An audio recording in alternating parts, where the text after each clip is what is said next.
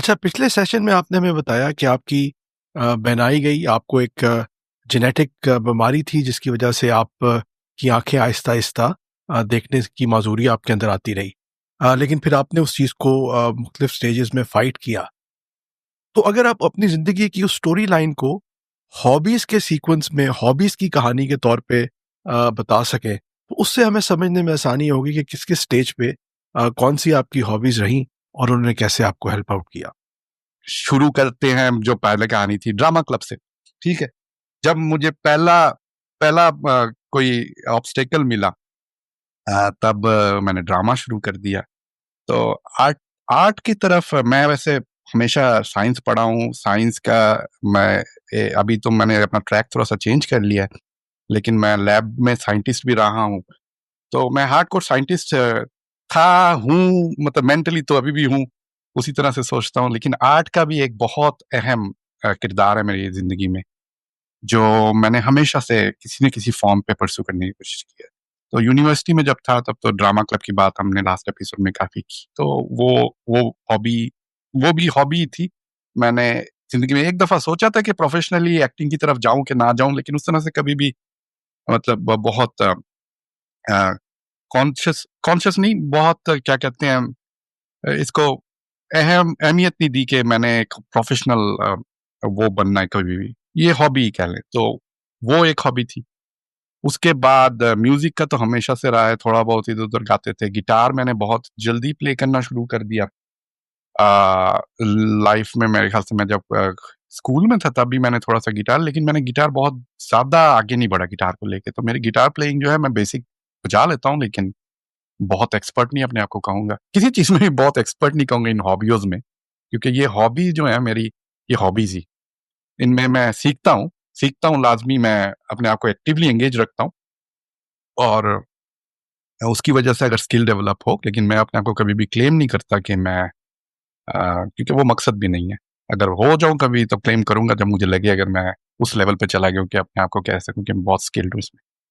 तो ये म्यूज़िक हमेशा से होता रहा। गिटार के बाद मैंने मैंने हमेशा से पियानो मुझे बहुत पसंद था। पियानो बहुत महँगा एक इंस्ट्रूमेंट है। लाइफ़ में जब मुझे फाइनेंशियल एबिलिटी हुई एक पियानो खरीदने की, तब मैंने पियानो खरीदा।